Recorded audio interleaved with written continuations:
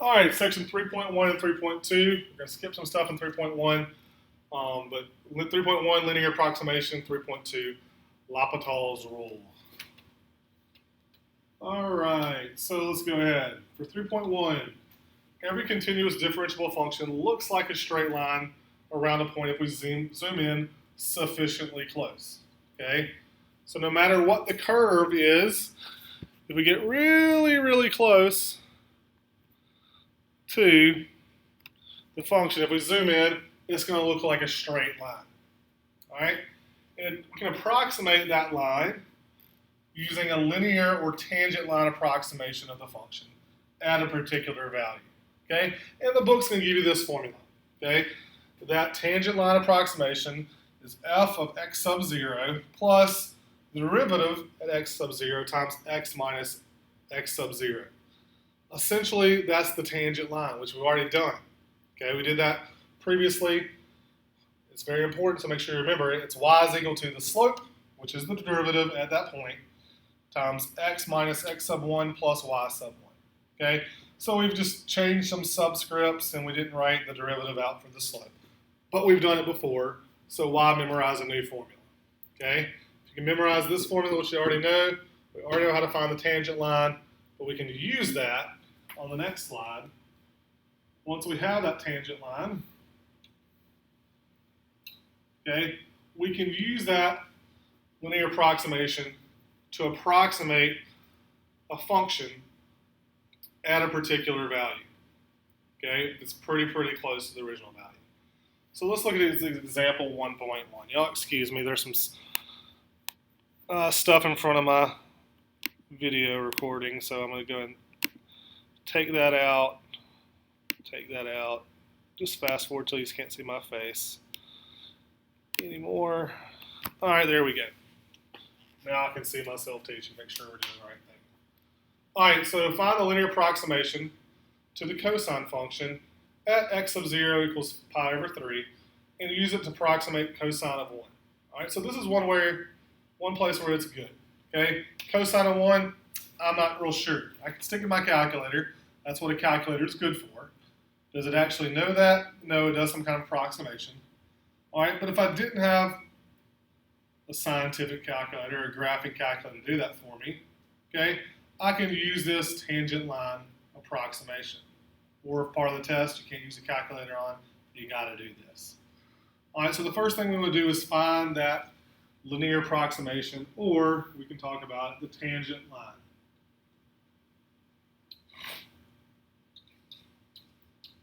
All right, so for the tangent line, if you remember, we need three things. We need a slope, we need an x1, and we need a y1. Okay? Our x1 is, in this case, it's called x sub 0, just have to get over it. That's pi of 3. Our y1 is the value of cosine at pi over 3. Our y1 we can find by saying, what is f of pi over 3?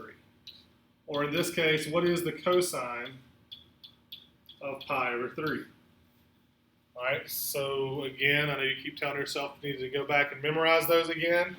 All right, but the cosine of pi over 3 is going to be, I believe, 1/2. All right, here it is, it's 1/2. So that's our y1. All right, and then our slope, we need to take the derivative and evaluate the derivative at that point, pi over 3. So if the function itself is the cosine of x, then the derivative is going to be easy to find. If you memorize those derivative rules, it's negative sign. Okay, the derivative of cosine is negative sign. All right, and so our slope, which again is our derivative at that pi over 3, is a negative sine of pi over 3. And if cosine of pi over 3 is 1/2, then the sine is going to be the square root of 3 over 2. So your derivative at pi over 3 is going to be a negative square root of 3 over 2. That's our slope. All right, once we have that, we can plug it into our tangent line. All right, our line is going to be y is equal to our tangent line approximation. Y is equal to our slope, which is a negative square root of 3 over 2, times x, minus our x sub 1, which is pi over 3, plus our y1, which is 1/2. Okay, there's our tangent line approximation. Okay, that is the line that if we zoom in sufficiently close at pi over 3 for our cosine function, this line mirrors that function pretty much exactly when you're really, really close to it.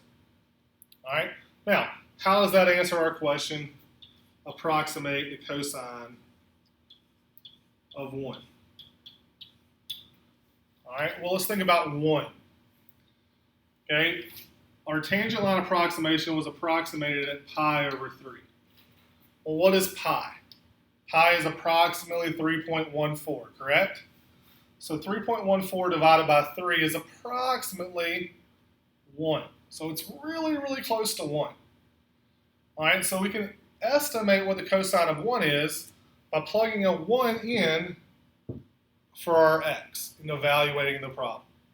All right, so cosine of 1 is going to be approximately a negative square root of 3 over 2 times 1 minus pi over 3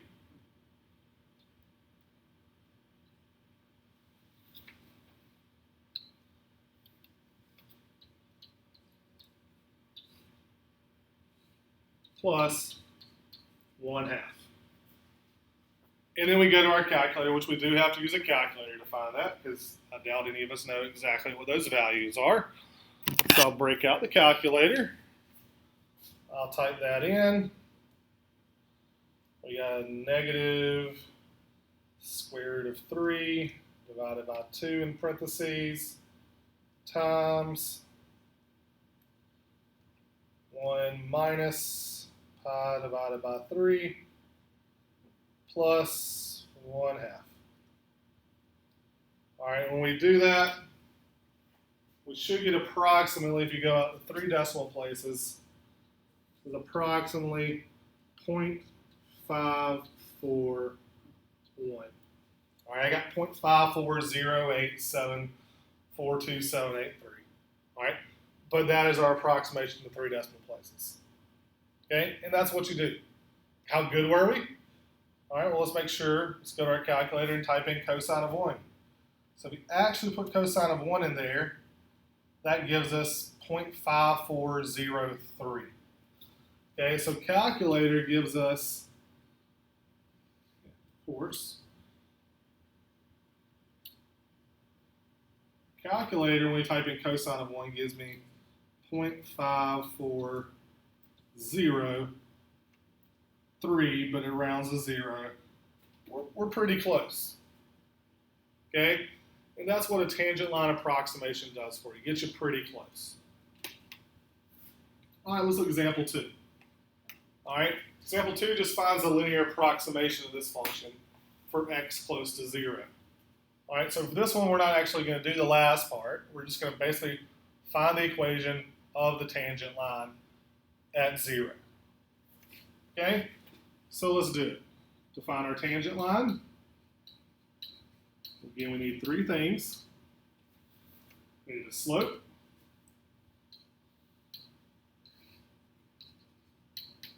we need an x1, and we need a y1. Our x1, we're looking for close to 0, so x1 is 0. Our y1 is going to be the sign evaluated at 0, which in this case, the sign of 0 is actually 0. So that's nice. And then our slope is going to be the derivative evaluated at 0. So if our function is sine, its derivative is cosine. So the slope is the derivative evaluated at that x1 point, which is 0. So this is the cosine of 0, which is in fact equal to 1. So our linear approximation is not sing. Our linear approximation is just plug that in. We say y is equal to our slope, which is 1, times x minus 0, plus our y1, which is 0. And that actually comes out pretty nice. It's just y is equal to x. So around 0, the identity function is a good approximation. So if we think about that graphically,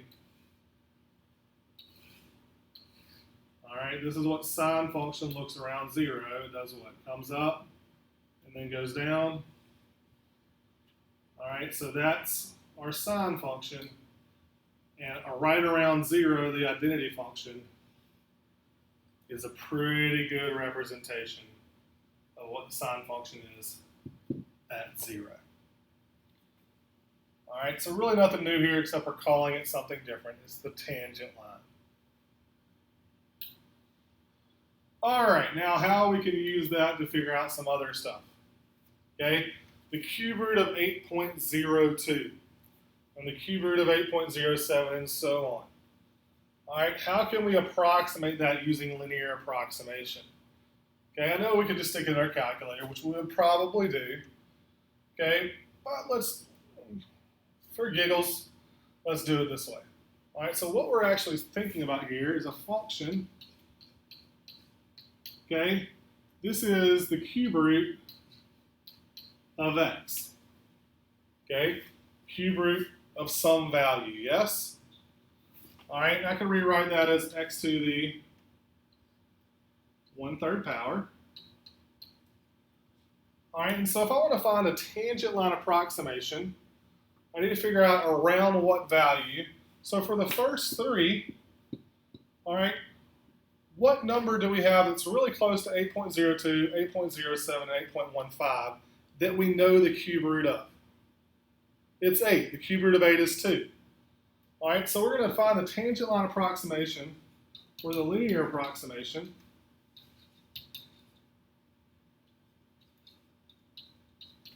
around x equals to 8. So that turns into our x sub 1. All right, so for the first 3 at least, we'll have to come back and do the last one. All right, so let's think about it. For our tangent line, we need a couple of things. We need our slope, our x1, and our y1. Our x1, we said it's around 8. Our y1, if we plug an 8 into this, what's the cube root of 8? It's 2. All right, and then for our slope, it's our first derivative evaluated at 8. We'll come back and do that in a second. So the derivative of the function is going to be power rule 1/3, bring that down, x to the negative 2/3 power. Okay? Or in other words, 1/3 times the cube root of x squared. All right, so at 8, our f prime of 8, which thankfully this is the only time we got to plug into this formula, f of 8 is equal to 1/3 times the cube root of 8 squared.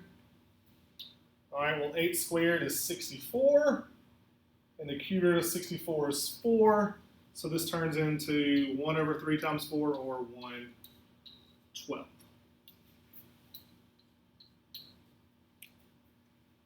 So, bring it up here, so I don't have to scroll down so much right now.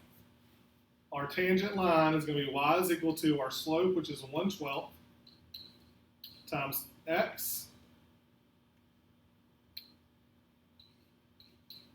minus our x sub 1, which is 8, plus our y1, which is 2. All right, and we can solve the first 3 problems by using this equation here. All right, so to evaluate or to approximate, all right, what is the cube root of 8.02? All we got to do is plug in 8.02 in for our x. So that's going to be y is equal to 1/12 times 8.02 minus 8 plus 2. All right, well, let's do that for a second. 1/12, 8.02 minus 8 is 2.02, which is 2/10, plus 2. Let's see. The 2 will go into 12 6 times, so it becomes 1/600. 6 times 10 is 600, 1 times 1, and plus the 2. And so we say this is approximately 2.001 and then 6 repeated. 2.001 with 6 repeated. All right, we can do that again with 8.07. Only difference here is we plug in an 8.07 here. Okay, so if we did that, we get a lot of the same stuff. So we get y is equal to, so for the cube root of 8.07, my board will cooperate. We get y is equal to 1/12. The difference between 8.07 and 8 would be 7/10. Plus 2, nope, 7/100. I did the other one wrong too, didn't I?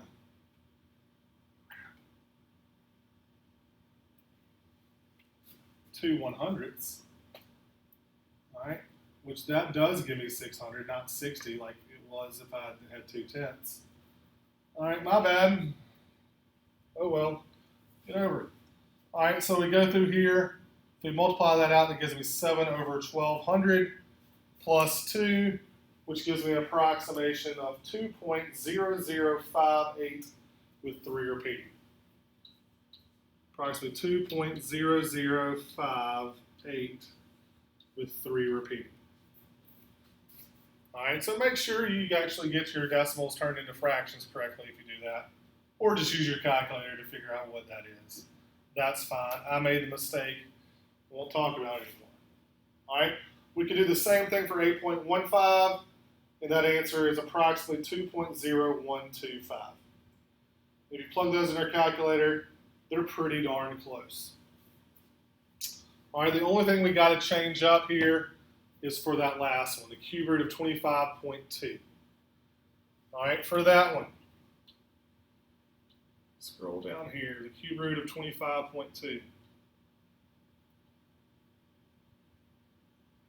All right, if we want to know what the cube root of 25.2 is, all right, we say, hey, what number do we know a perfect cube of that's close to 25?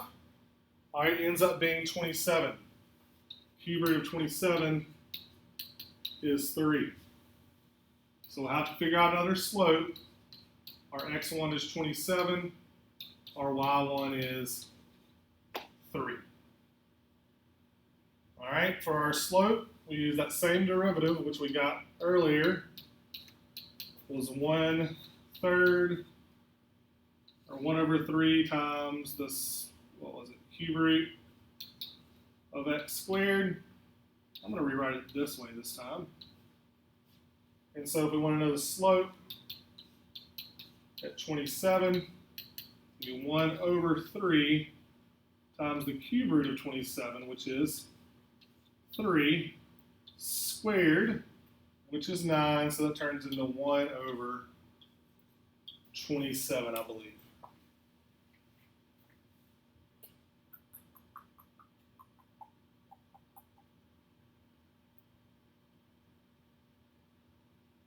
Yep.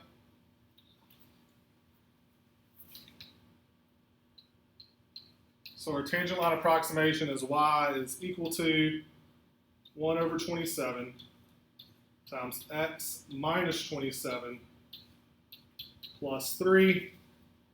And so to evaluate or approximate the cube root of 25.2, we plug the 25.2 in. Y is equal to 1 over 27 times 25.2 minus 27 plus the 3. All right, we stick that in our calculator, and that's going to give us approximately 2.9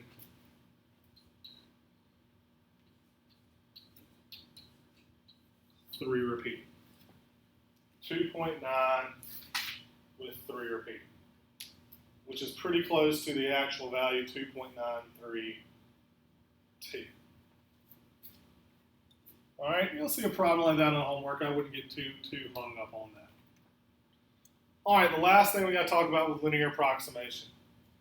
Okay, and this is probably more of what you're going to see on an AP test. Okay, and it's called linear interpolation. Okay, interpolate means to, hey, find some points that are actually there. Let's kind of figure out where they would be based on the data we have. All right, so this problem, the price of an item affects consumer demand for that item. Well, economics there. Suppose that based on market research, a company estimates that f of x 1,000 small cameras can be sold at the price of X dollars, as given in the accompanying table. Estimate the number of cameras that can be sold at $7.